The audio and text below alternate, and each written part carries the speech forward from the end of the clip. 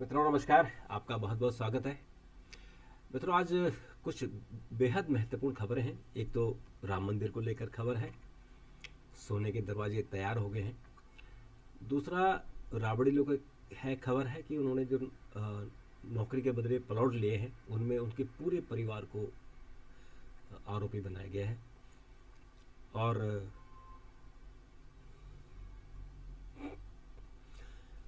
Covid का एक और दौर आ रहा है, वो थोड़ा सा खतरनाक है। और कोचिंग सेंटरों की मनमानी पर लगाम लगेगी। ये इम्पोर्टेंट खबर है कि जो झूठ मूठ के कोई कोचिंग सेंटर किसी और स्टूडेंट के या जो स्टूडेंट टॉप करता है उस स्टूडेंट की फ़ोटो लगा देता है, तो उसके लिए भी नए रूल आ गए हैं। तो इस पे भी चर्चा करेंगे। तो सबसे पहले हम बात करते हैं, और अब मैं आपको अलर्ट करना चाहूँगा कि देश में जो 12 राज्य हैं उनमें कोविड वेरिएंट, जो नया वाला कोविड वेरिएंट आया है लेटेस्ट, उसको JN1 बोलते हैं, वो 12 राज्यों में पाया गया है। और टोटल 819 केस अब तक आ चुके हैं। तो इसलिए अपना ध्यान रखिए और अपने परिवार का ध्यान रखिए, अपने आसपास का ध्यान रखिए, और भीड़ भाड़ में न जाएं, मास्क पहने और हाथ धोएं। तो इसलिए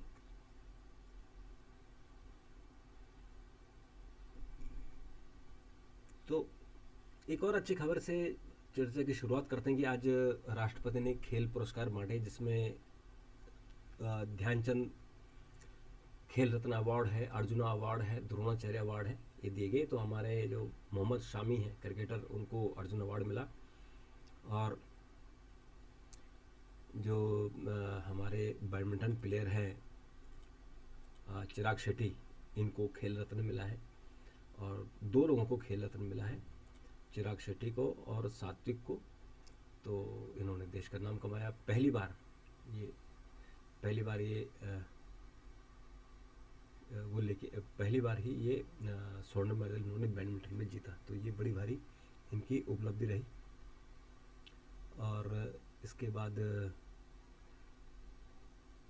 जो हमारे बहुत सारे परिवार, जैसे एक खिलाड़ी है शीतल, उनके दोनों हाथ नहीं है लेकिन वो पाँव से तीरंदाजी करती है। उन्होंने भी गोल्ड जीता, 3 स्वर्ण पदक जीते उन्होंने। उनको भी अर्जुन अवार्ड मिला है। और इसके बाद तो ये अच्छी खबर है। तो दोस्तों आज थोड़ा सा चर्चा करते हैं ईडी को लेकर, क्योंकि ईडी का जो जब लालू प्रसाद यादव 2004 से 2009 तक रेल मंत्री थे, तो उसमें उन पर आरोप है कि उन्होंने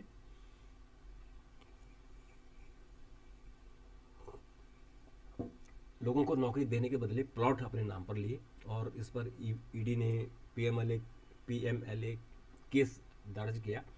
और उसमें ये कुछ प्रूफ ईडी के पास है। और उसमें ईडी ने आज कोर्ट में जब चार्जशीट सबमिट की, तो कोर्ट ने ही कहा चार्जशीट में कि पूरी रबड़ी मीसा, उनकी जो दो और बेटियां हैं, उनको भी इसमें पार्टी बनाई जाए। तो देखिए आज जो उनकी जो हेमा यादव बेटी हैं, हेमा यादव हैं, और अमित कात्याल हैं, उनके जो परिवार के नज़दीकी हैं। और इनको कहा गया कि आप जो है इनको भी आरोपी बनाओ, यानी इन पर भी मुकदमा चलाओ।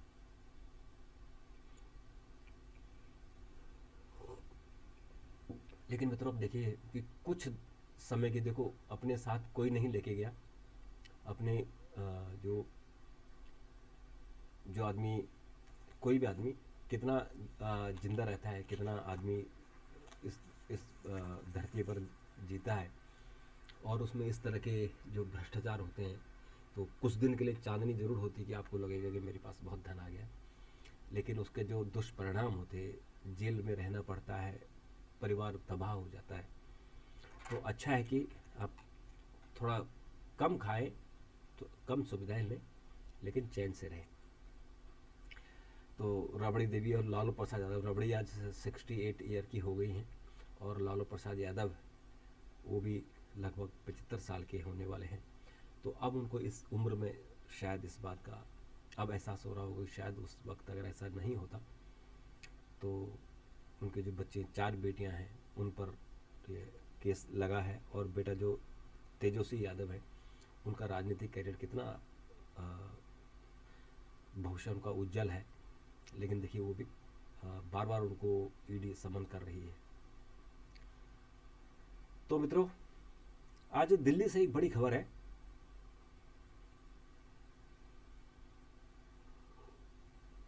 जो दिल्ली के कोचिंग सेंटर है या देश के अन्य कोचिंग सेंटर है उन पर लगाम लगेगी। उन पर आपने देखा होगा कि आए दिन कोचिंग सेंटर बड़े बड़े विज्ञापन निकालते हैं, और एक ही बच्चा जो टॉप करता है उसके फोटो हर कोचिंग सेंटर डालता है कि हमने इस बच्चे को पढ़ाया और देखो ये टॉप कर गया है। तो जो केंद्रीय उपभोक्ता संरक्षण प्राधिकरण है उसने आज एक रूल जारी किया है, और जो उपभोक्ता संरक्षण अधिनियम 2019 है उसके तहत, और उन्होंने कहा कि कोई भी भ्रामक विज्ञापन नहीं देगा, और जो भ्रामक विज्ञापन देगा उसको सज़ा मिलेगी। और जब आप विज्ञापन देंगे तो उसमें बताएंगे जो बच्चा टॉप किया है, जिस बच्चे की आप तस्वीर छाप रहे हैं उसकी आप पूरी डिटेल दोगे कि कौन सी क्लास में आपके यहाँ उसने लिया, ऑफलाइन लिया, ऑनलाइन लिया, और कौन से उसके सब्जेक्ट थे और कौन से सब्जेक्ट में उसने क्या नंबर लिया, ये आपको डिक्लेयर करना पड़ेगा। झूठ मूठ का नहीं कि नंबर 1, नंबर 2, नंबर 3 आपने 2 टॉप 10 आप छांट के लाए, उनको आपने पैसा दिया। क्योंकि ऐसा होता है कि जो बच्चा फर्स्ट आता है आप उसको पैसा देते हो, आप ये कहो कि हमारी कोचिंग से पढ़ाया। तो इस तरह के केस बहुत हुए। एक बच्चे ने तो केस भी कर दिया था एक कोचिंग सेंटर पे कि उसने मुझसे बिना पूछे मेरी फ़ोटो छाप दी थी। वो बड़ा चर्चित केस है। तो अब जो दिल्ली में या देश के अन्य हिस्सों में बड़े बड़े कोचिंग सेंटर हैं, उन कोचिंग सेंटरों को अब उन पर लगाम लगेगी। मित्रों, आज सुप्रीम कोर्ट ने एक आदेश दिया है और कहा है कि जो कैदी हैं जेलों में, उनसे उनके जो परिवार के लोग हैं, दोस्त हैं, वकील हैं, वो हफ्ते में केवल 2 बार ही मिल सकें, क्योंकि कैदियों की संख्या ज़्यादा हो गई है। अगर वहाँ जो लोग होते हैं मिलने वाले लोग वो बड़ी संख्या में जाते हैं, तो अच्छा है कि उनको उनकी संख्या रोकी जाए और उनको कम, यानी उनको लोग कम जाएंगे, नहीं तो वहाँ बहुत भीड़ हो रही है। मित्रों, थोड़ी सी राम मंदिर के प्राण प्रतिष्ठा से लेकर कोई थोड़ी सी खबरों पर चर्चा करते हैं। आज मुख्यमंत्री योगी ने अयोध्या जाकर प्राण प्रतिष्ठा की तैयारियां की और लोगों से, अफसरों से मुलाकात की, उनसे बात की। अयोध्या में जो तैयारियां चल रही हैं, जो कंस्ट्रक्शन वर्क चल रहा है, जो फिनिशिंग वर्क चल रहा है, पेंटिंग चल रहा है, तमाम तरह के काम चल रहे हैं, क्योंकि प्रधानमंत्री और देश विदेश के करीबन 7,000 मेहमान वहाँ आने हैं। तो उनके लिए कोई कमी न रह जाए और ऐसा ना हो कि आखिरी समय वह कॉलअप्स कर जाए। तो इसलिए बुलाया जा रहा है। और आज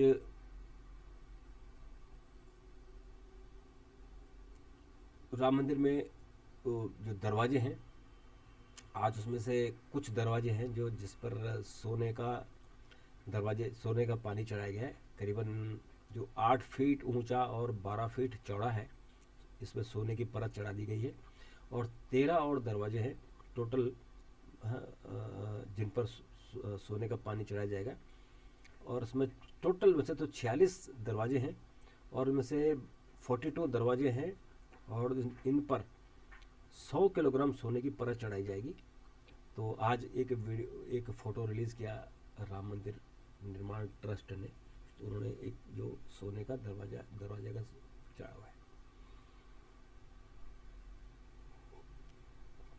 इसके अलावा मित्रों, आज 2400 किलोग्राम का एक विशालकाय घंटा भी अयोध्या पहुंच गया है।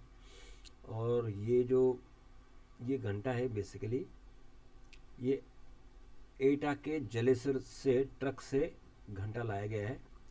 रथ पर गाजे बाजों के साथ इसको लाया गया है, और इसको जो एटा के राम भक्त हैं मित्तल परिवार, इन्होंने 2400 किलोग्राम का वजनी घंटा लेकर ये आए हैं। और इसके अलावा काशी से आए मेहमान 3 दिन रामनगरी में ठहरेंगे। असल में बहुत सारी चीज़ें चल रही हैं, जैसे कि उत्तर प्रदेश में तो 22 को स्कूल कॉलेज बंद कर दिए गए हैं ताकि भीड़भाड़ ना हो। और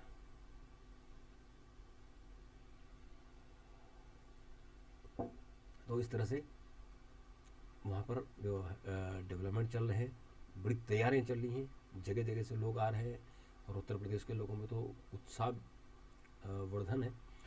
आज मित्रों जो जिन्होंने राम मंदिर और अयोध्या नगरी का जो जिन्होंने नक्शा बनाया है, उन्होंने आज बड़ी रोचक बातें बताई हैं। उन्होंने कहा कि करीबन 3 लाख लोग अयोध्या आएंगे। उनका क्योंकि जो आर्किटेक्ट होता है उसको पूरा अनुमान होता है, आर्किटेक्ट को बता दिया जाता है। और ये जो कुकरेजा साहब हैं, इन्होंने कहा कि अयोध्या आने की जो 3 लाख लोगों के आने की उम्मीद है और मंदिर के शहर की योजना वेटिकन सिटी, कंबोडिया, यरूशलेम सहित विदेशों में इसी तरह के उदाहरणों तथा भारत के तिरुपति और अमृतसर जैसे स्थानों का अध्ययन करने के बाद ऐसी रणनीति बनाएगी जो जहाँ ज़्यादा भीड़ होती है, ज़्यादा लोग आते हैं। और कुकरेजा ने कहा कि कुशल भूमि उपयोग, न्यूनतम भीड़, धर्मशालाओं और होम स्टे पर ध्यान दिया गया है। शहरों के ऐतिहासिक और सांस्कृतिक चरित्र को बनाए रखते हुए बुनियादी ढांचे को उन्नत करना। और ये सीपी कुकरेजा है जो इसके प्रबंध प्रमुख है, तो उन्होंने इस पर बातचीत की। और उन्होंने कहा कि अयोध्या का जो आध्यात्मिक और सांस्कृतिक विरासत है, उसकी जो संपत्तियां हैं, उन सबको और जो घटनाएं हैं उनको ध्यान में रखकर ऐसा डेवलप किया जा रहा है शहर को कि उसकी जो संस्कृति है, उसका जो पहचान है वो डिस्टर्ब ना हो। और विदेशों में उन्होंने कई बार गए। उन्होंने कहा कि उन्नत शहर के लिए 85,000 करोड़ से अधिक के निवेश होकर 10 वर्षों में एक पुनर्विकास होगा, क्योंकि शहर तो एक ही रात में नहीं बनेगा, फेज वाइज बनेगा। तो उसके लिए भी उन्होंने बहुत स्कीम बनाई है।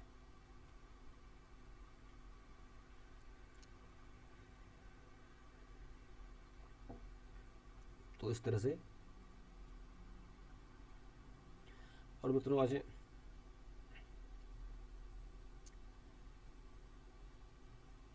अहमदाबाद में वाइब्रेंट गुजरात उत्सव शुरू हो गया और यहाँ यूएई के राष्ट्रपति और तिमूर के राष्ट्रपति मेहमान हैं। और ये जो वाइब्रेंट गुजरात ये महत्वपूर्ण होगा। आज उसमें कई लोगों ने, कई जो सीईओ हैं उन्होंने प्रधानमंत्री से मुलाकात की, जैसे मारुति के सीईओ जापान से आए हैं, मारुति सुजुकी, और अन्य जो भारत के सीईओ हैं उन्होंने मुलाकात की और भारत को, देश को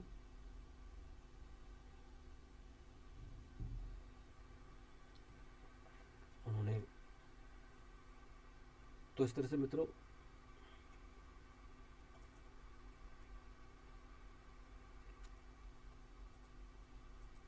और एक खबर आ रही है कि एक रडाई ने कहा है कि वर्ष 2036 तक भारत में 6.4 करोड़ घरों की ज़रूरत होगी। और निश्चित तौर पर हमारी जो आबादी बढ़ रही है, अभी 142 करोड़ हो गई है, तो 2036 तक ये आबादी बढ़कर लगभग 160 करोड़ होनी चाहिए। तो उनके लिए घर चाहिए होंगे, तो 6.4 करोड़ घर की और ज़रूरत होगी। मालदीव के पर्यटन उद्योग ने भी भारत के विरुद्ध टिप्पणियों की निंदा की।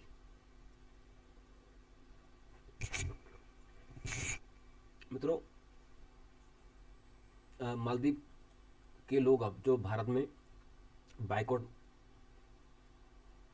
मालदीव चलाया जा रहा है उसकी निंदा की है उन्होंने, क्योंकि उन्होंने माफ़ी मांग ली है। तो वो कह रहे हैं कि अब जो है अब ऐसा ना करें, क्योंकि जो हुआ सो हुआ, अब माफ़ी मांग लिए, उन तीनों मंत्रियों को हटा दिया गया है। तो अब कम से कम दोनों देशों के संबंध खराब नहीं होने चाहिए। तो मित्रों आज के लिए इतना ही, कल फिर आपसे मुलाकात करेंगे। तब तक के लिए नमस्कार, थैंक यू, धन्यवाद।